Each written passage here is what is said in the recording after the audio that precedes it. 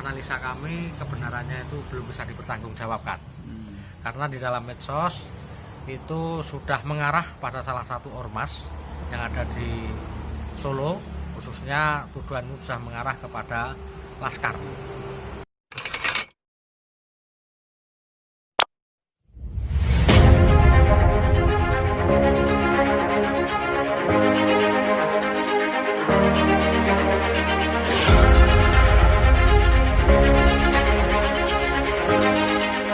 Alhamdulillah kita bersama guru saya, ini dulu guru saya, tetap bagaimanapun kepada guru itu kita harus hormat. Dan ini adalah memang pertimbangan apapun kepada guru saya ini. Nah, dalam kondisi saat sekarang ini yang terjadi di Solo, yang antara PSHT antara dua kubu dan ada penganiayaan yang terjadi di dua kubu juga, dan berita di luarnya itu memang luar biasa yang melibatkan ke Laskar lah apa, dan ternyata itu tidak ada terbukti di situ. Nah, harapan kami polisi memang harus segera menangkap, itu saja. Mas Joko, Siap. Saya lihat kita dari kemarin kita anjang sangat terus ya, dari Betul, tadi malam. Coba betul, Mas Joko, terangkan Mas Joko. Oke, terima kasih. Assalamualaikum warahmatullahi wabarakatuh. Waalaikumsalam. Salam sejahtera untuk kita semua. Jadi mensikapi situasi dan kondisi di Solo Raya pasca pembacokan dari warga PSHT, yang pertama di Mojosono dan yang kedua di Makam Haji. Ya. Terkait dengan masalah tersebut, tentu saja tersebar dengan adanya satu berita yang melalui medsos yang menurut analisa kami kebenarannya itu belum bisa dipertanggungjawabkan. Karena di dalam medsos itu sudah mengarah pada salah satu ormas yang ada di Solo, khususnya tuduhan itu sudah mengarah kepada Laskar. Sedangkan dari kesaksian dari korban ternyata tidak menunjuk pada Laskar, hanya ciri-ciri saja. Itu yang pertama, pelakunya adalah menggunakan masker, helm, kemudian pakai jaket, celana levis. Artinya itu siapapun bisa melakukan, sehingga kalau itu tersebar di medsos bahwa pelakunya adalah Laskar, menurut pendapat kami itu hanyalah satu desain yang ingin mengadu domba antara Laskar dan keluarga besar PSHT khususnya di Solo Raya. Sehingga motifnya apa? Motifnya untuk cipta kondisi agar Solo Raya tidak kondusif dari segi Kamtibmas. Terus kita tadi malam juga Sehubungan dengan hal tersebut, berdasarkan data empiris, jadi kejadian-kejadian tersebut yang memang sungguh pendeknya adalah yang mudah diadu domba adalah yang pertama PSHT, dan yang kedua adalah dengan Laskar yang disampaikan masalah isu SARA.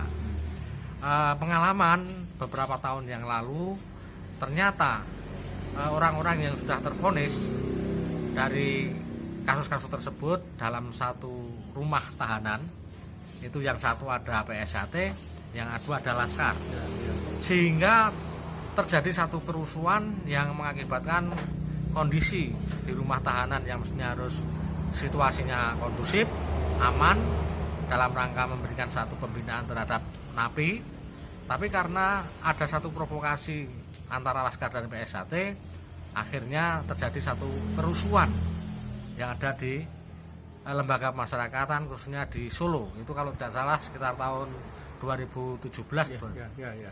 Itu antara warga PSHT dan Laskar yang sama-sama menjalani vonis yang ada di lembaga pemasyarakatan. Untuk itu kami dengan Kiai Beling berkunjung mengadakan satu koordinasi antisipasi terhadap kemungkinan-kemungkinan yang tidak kita inginkan. Kami sudah mengadakan koordinasi dengan Kalapas, kemudian pihak Kepala Keamanan Lapas, bagaimana nanti upaya-upaya untuk mencegah agar gesekan itu tidak terjadi di dalam rumah tahanan. Ya, karena di dalam tahanan tenang, jangan sampai isu-isu itu keluar di luar ya. Kemudian yang kedua, masih kita lanjutkan ke Lapas Wonogiri. Hari ini sore ini kami baru pulang. Baru pulang. Ini juga dalam rangka cipta kondisi. Karena teman-teman, saudara-saudara yang ditahan di rutan Wonogiri itu kalau tidak salah sejumlah 13 personil, dan itu pun sudah kami berikan satu informasi agar bisa memberikan satu pencerahan kepada saudara-saudaranya, meskipun beliau itu dari dalam tapi karena akses dia itu mempunyai satu pengaruh terhadap teman-teman sedulur-sedulur yang ada di luar. Itu pun kami silaturahim dalam rangka memberikan satu pencerahan. Yang pertama, agar di dalam berperilaku, bersikap di dalam rumah tahanan itu harus selalu kooperatif dengan para petugas, sehingga mendapatkan nilai tambah, nilai plus di dalam pelaksanaan hukuman tersebut. Dan kalau alhamdulillah kita tadi sudah ketemu sama Mas Kentang, sama saudara-saudara kita di situ, ya. Dan alhamdulillah dari beberapa personil 13 personil tersebut kami tadi sudah ketemu, sudah mengadakan sharing, foto bareng-bareng. Dari lapas juga welcome, dari lapas juga welcome. Kami sudah ketemu pihak penanggung jawab keamanan, petugas piket dan lain sebagainya. Secara prinsip kami juga menitipkan beliau biar membina dari dalam. Kami juga nanti setelah selesainya hukuman nanti di luar menjalani kehidupan di masyarakat itu bisa kembali dengan baik. Dan barang tentu harus memilih kepada PSHT yang sah, yang sudah inkrah. Itu yang inkrah yang mana Mas? Itu yang pertama itu kan masalah yayasan. Yayasan sudah inkrah ya? Sudah inkrah. Berarti PSHT tetap menang. PSHT tetap menang. Dengan ketua Mas Lanjar, Brigjen Lanjar Suparno. Lanjar.